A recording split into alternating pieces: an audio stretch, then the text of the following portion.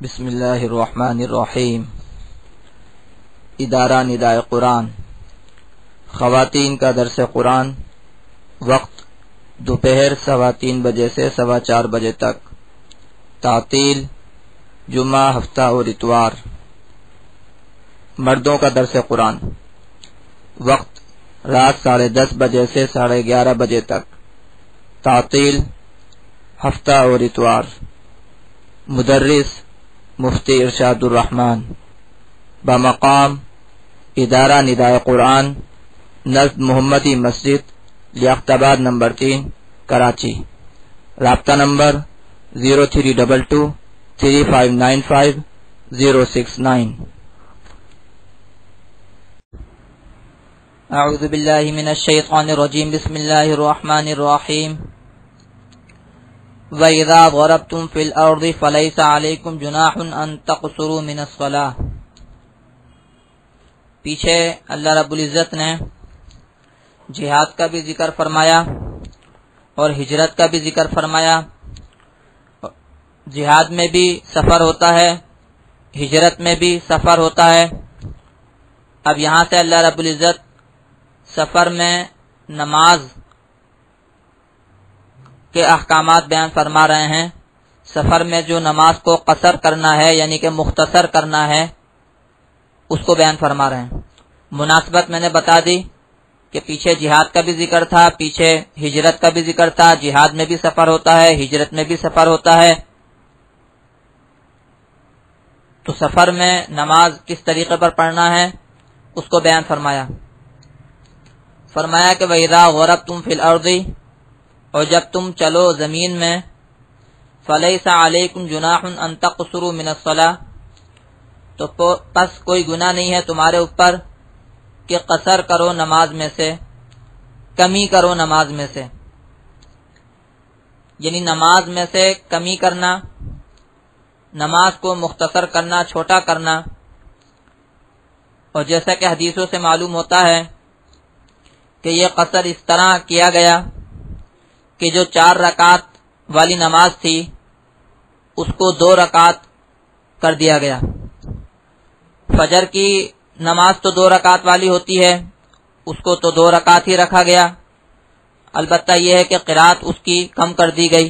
عام حالات میں قرات فجر میں زیادہ کی جاتی ہے، لیکن سفر میں کم کی جاتی ہے۔ ظہر اور عصر اور عشاء 4 رکعت والی ہوتی ہیں تو ان کو 2 رکعت کر دیا گیا، اور مغرب 3 رکعت والی ہوتی ہے تو اس میں اس کا آدھا ہو بھی نہیں سکتا، تو اس میں قصر کی ضرورت محسوس نہیں کی گئی۔ 3 کا ظاہر سی بات ہے آدھا 1.5 ہوتا ہے، 1.5 ہو نہیں سکتا، تو اس لیے اس کو 3 ہی پڑھا جاتا ہے۔ تو یہاں اللہ رب العزت نے یہ آسانی رکھی عمل میں اور نماز میں کہ اس کو مختصر کر دیا جائے، کم کر دیا جائے۔ یہاں جو یہ لفظ ہے کہ فَلَيْسَ عَلَيْكُمْ جُنَاحٌ، کہ پس کوئی گناہ نہیں ہے تمہارے اوپر کہ کمی کرو نماز میں سے، اس لفظ کو دیکھتے ہوئے بعض علماء یہ فرماتے ہیں کہ نماز کو قصر کرنا یہ اختیاری ہے، ضروری نہیں ہے۔ سفر میں نماز کو قصر کرنا یہ اختیاری ہے، ضروری نہیں ہے، بعض علماء یہ فرماتے ہیں، کیونکہ یہاں پر یہ انداز ہے اور یہ الفاظ ہیں کہ کوئی گناہ نہیں ہے تمہارے اوپر نماز میں سے کمی کرنے میں۔ اس کا مطلب وہ یہ لیتے ہیں کہ یعنی اگر نماز کو قصر نہ کرو تو بھی کوئی حرج نہیں ہے، اور اگر نماز کو قصر کر دو، مختصر کر دو، 4 رکعت کی 2 رکعت کر دو تو بھی کوئی گناہ نہیں ہے، تو بھی کوئی حرج نہیں ہے۔ تو یہ مطلب لیتے ہیں بعض علماء۔ بعض علماء اس کا مطلب یہ لیتے ہیں کہ اصل میں ہے تو یہ ضروری، لیکن اب سوال یہ پیدا ہوتا ہے کہ اگر یہ ضروری ہے تو پھر یہ انداز اور یہ جملہ کیوں استعمال کیا گیا، یہ الفاظ کیوں استعمال کیے گئے کہ کوئی گناہ نہیں ہے تمہارے اوپر نماز میں سے کمی کرنے میں، گناہ نہیں ہے، جس کا ظاہری مفہوم کچھ یوں نکل رہا ہے کہ یعنی اختیاری ہے، قصر کرنا ضروری اور واجب نہیں ہے۔ تو اس کا جواب علماء نے یہ دیا ہے، جو علماء قصر کو ضروری قرار دیتے ہیں، جیسے فقہ حنفی میں اس کو ضروری قرار دیا جاتا ہے، تو اس کا جواب یہ دیتے ہیں کہ دراصل یہاں پر چونکہ غلط فہمی پائی جاتی ہے، وہ غلط فہمی یہ کہ اسلام میں نماز کی جو اہمیت ہے یہ کسی سے ڈھکی چھپی نہیں ہے، صحابہ کرام بھی اس کی اہمیت اور ضرورت کو بخوبی جانتے تھے، اس لیے اس میں سے کچھ کمی کرنے میں صحابہ کرام یہ محسوس کرتے تھے کہ شاید یہ صحیح نہ ہو، شاید اس میں کوئی گناہ ہو، یہ اچھا نہ ہو۔ تو چونکہ یہ غلط فہمی پائی جاتی تھی، اس لیے اس غلط فہمی کو اللہ رب العزت نے لیس علیکم جناح کے الفاظ سے کہ تمہارے اوپر کوئی گناہ نہیں ہے، اس میں تمہارے اوپر کوئی حرج نہیں ہے، اس میں تو یہ الفاظ اس لیے استعمال کیے کہ کوئی گناہ نہیں ہے تاکہ وہ غلط فہمی دور ہو جائے۔ اس کی مثال ایسی ہے جیسے صفا مروہ کے درمیان جو سعی ہوتی ہے، اس میں بھی اللہ رب العزت نے جو الفاظ استعمال کیے ہیں وہ اسی طرح کے ہیں کہ فلیس علیکم جناح ان یطوف بہما، کہ نہیں ہے تمہارے اوپر کوئی گناہ اس میں کہ تم ان دونوں کا طواف کرو، یعنی کہ چکر لگاؤ، صفا مروہ کا چکر لگانے میں کوئی گناہ نہیں ہے تمہارے اوپر۔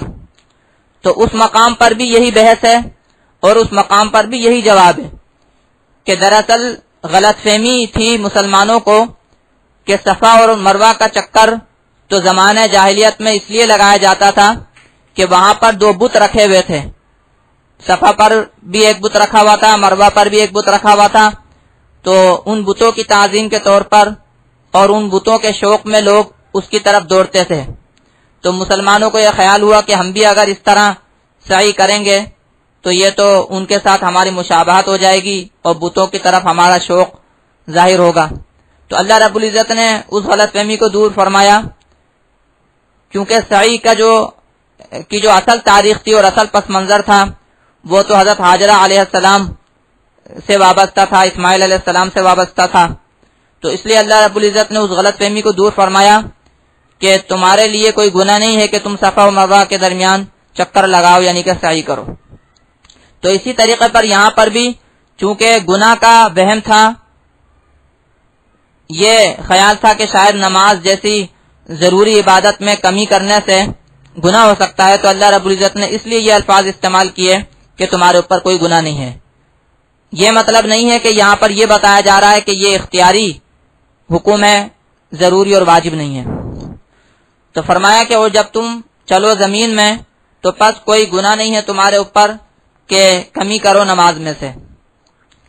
اور یہ جو فرمایا کہ جب چلو زمین میں یعنی کہ سفر کرو زمین میں تو قصر کرو نماز میں سے، تو یہ جو سفر ہے تو اس سفر سے کیا مراد ہے؟ علماء نے اس میں بھی بحث کی ہے۔ عام طور پر علماء یہی مانتے ہیں کہ اس سے ہر سفر مراد نہیں ہے، بلکہ اس سے لمبا سفر مراد ہے، ورنہ چلنا اور سفر تو وہ بھی ہے جو آدمی تھوڑی دور چلتا ہے، شہر میں ہی مثال کے طور پر ایک گھر سے دوسرے گھر کی طرف چلتا ہے، ایک جگہ سے دوسری جگہ کی طرف چلتا ہے، تو وہ بھی چلنا ہے، وہ بھی ایک طرح کا سفر ہے، لیکن اس میں قصر نہیں ہے، بلکہ قصر اس میں ہے جو کہ لمبا سفر ہو۔ اب لمبا جو سفر ہے تو وہ لمبا سفر کون سا ہے کہ جس میں قصر کرنا جو ہے وہ جائز ہوگا یا قصر کرنا ضروری ہوگا؟ تو اس سلسلے میں علماء میں کی جو رائے ہے وہ مختلف ہیں۔ فقہ حنفی میں جو رائے مانی جاتی ہے وہ آپ لوگوں نے بھی سنا ہوگا عام طور سے 48 میل کہا جاتا ہے۔ تو اصل میں 48 میل جو کہا جاتا ہے وہ اس حوالے سے کہا جاتا ہے، اس لیے کہا جاتا ہے کیونکہ حدیثوں سے معلوم ہوتا ہے 3 دن کا سفر اس میں قصر معلوم ہوتی ہے حدیثوں میں۔ اب یہ جو 3 دن کا سفر ہے تو یہ 3 منزلوں کا سفر ہوتا ہے۔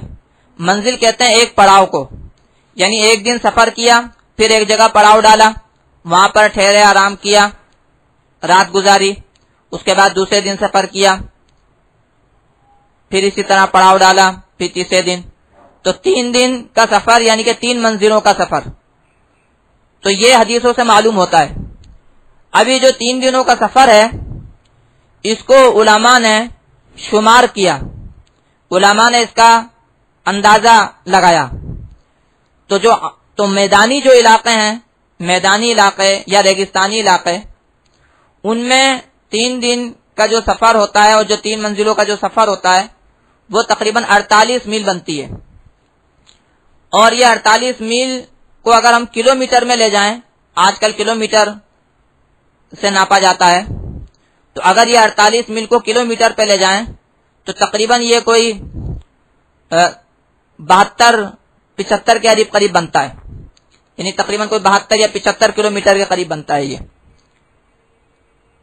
تو اصل تو ہے 3 دن کا سفر، 3 منزلوں کا سفر، لیکن اس کو جب ناپا گیا تو وہ میدانی علاقوں کے حساب سے تقریباً 48 میل، اور اگر اب پہاڑی علاقوں کا ہو تو پھر میل کم ہو جائیں گے. اصل مقصد یہ ہے کہ 3 دن میں جو راستہ طے ہو، عام پیدل چلنے کے اعتبار سے یا اونٹ کی عام رفتار سے، اونٹ کے عام چلنے کے اعتبار سے یا پیدل چلنے کے اعتبار سے 3 دن میں جتنا سفر طے ہو، چاہے اگر پہاڑ میں ہے تو پھر وہ 48 میل نہیں ہوگا، وہ کم ہو جائے گا کیونکہ پہاڑی راستے دشوار ہوتے ہیں، اور اگر میدانی علاقہ ہے تو 48 میل، جو کلومیٹر میں تقریباً 72 کے قریب آتا ہے. اور یہ جو تفصیل ہے یہ میں نے ابھی جیسے بتایا، 3 منزلوں کا سفر یا 3 دن کا سفر، یہ حدیثوں سے معلوم ہوتا ہے. اگرچہ میں نے بتایا کہ بعض علماء کی رائے اس سے کچھ مختلف بھی ہے دوسرے فقہوں کے اعتبار سے. تو بہرحال جب اتنا سفر درپیش ہو، اب آج کل کے اعتبار سے تو سواریاں تیز رفتار ہیں، تو اگرچہ 48 میل کا سفر یا 72 کلومیٹر کا سفر جو ہے وہ بعض سواریوں سے کچھ گھنٹوں میں ہی طے ہو جاتا ہے، لیکن یہ ہے کہ اصل اسی کو اب مانا گیا ہے علماء کی طرف سے کہ اصل وہ مسافت ہے، اصل یہ دن نہیں ہے. مسافت اصل ہے 48 میل یا یوں سمجھ لیں 72 کلومیٹر، تو وہ بھلے سے اب 2 گھنٹے میں طے ہو، بھلے سے 1 دن میں طے ہو. تو جب اتنا لمبا سفر درپیش ہو تو پھر قصر جو ہے وہ نماز کی ضروری ہوگی. اور یہاں پر یہ بھی سمجھ لیں کہ قصر کی ابتدا کب ہوگی، یعنی کون سی نماز سے قصر کرنا شروع کریں گے. یہ تو میں نے بتا دیا کہ جب اتنا سفر کرنا ہو تو قصر کرنی ہوگی، لیکن قصر کی ابتدا کہاں سے ہوگی. تو اس سلسلے میں یہ بات یاد رکھیں کہ جب اپنے شہر کی آبادی سے نکل جائیں، اپنے شہر کی آبادی سے نکل جائیں تو قصر شروع ہوگی. شہر میں قصر نہیں ہوگی، شہر میں قصر نہیں ہوگی. شہر کی آبادی سے جب نکل جائیں تو قصر ہوگی. اسی طریقے سے جب واپسی میں شہر کی آبادی میں داخل ہو جائیں تو قصر نہیں ہوگی، قصر ختم ہو جائے گی. اب یہ بھی میں واضح کر دوں کہ شہر کی آبادی میں بعض شہر تو چھوٹے ہوتے ہیں لیکن بعض شہر بڑے ہوتے ہیں. جیسے مثال کے طور پر کراچی ہے، یہ بڑا شہر ہے، تو جس جانب سے جا رہے ہیں اس کے مختلف جانب ہیں، مختلف اطراف ہیں. تو جس جانب سے شہر سے باہر نکل رہے ہیں اس جانب جب آبادی بالکل ختم ہو جائے تو وہاں سے سفر یہ جو قصر ہے اس کے احکامات شروع ہوں گے. اور یہ بھی میں بتا دوں کہ جب اتنا سفر درپیش ہو تو بعض اوقات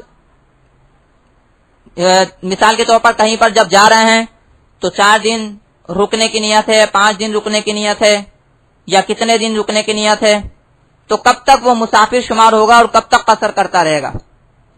تو اس میں یاد رکھیں کہ اگر 15 دن ٹھہرنے کی نیت کہیں کی کر لی، 15 دن اگر کہیں ٹھہرنے کی نیت کر لی تو وہ اقامت کہلائے گی، سفر نہیں کہلائے گا. پھر وہ مقیم ہو گیا، مسافر نہیں رہا. 15 دن ٹھہرنے کی نیت کی، ابھی فرض کریں 15 دن گزرے نہیں، گزرے تو 2-4 دن، لیکن 15 دن ٹھہرنے کی نیت ہے، 15 دن یا اس سے زیادہ، تو اس صورت میں وہ مسافر نہیں ہے، مقیم شمار ہوگا. مسافر والی نماز نہیں پڑھے گا، نماز میں قصر نہیں کرے گا. اور اگر 15 دن سے کم ٹھہرنے کی نیت ہے، 2-4 دن، 12 دن، 14 دن، 15 دن سے کم ٹھہرنے کی نیت ہے ایک جگہ پر، تو اس صورت میں وہ مسافر ہی ہے، تو نماز کو قصر کیا جائے گا. بعض اوقات ایسا ہوتا ہے کہ 15 دن سے کم ٹھہرنے کی نیت ہی ہوتی ہے، لیکن کسی بھی وجہ سے 15 دن سے زیادہ عرصہ لگ جاتا ہے. نیت تو 15 دن سے کم ٹھہرنے کی ہوتی ہے، لیکن کسی بھی رکاوٹ کی وجہ سے، کسی بھی کام کی وجہ سے زیادہ رکنا ہو جاتا ہے، تو اس صورت میں بھی وہ مسافر ہی ہے، نماز قصر ہی کرے گا. جب تک وہ 15 دن یا اس سے زیادہ ٹھہرنے کی نیت نہ کر لے وہ مسافر ہی ہے، قصر ہی کرے گا.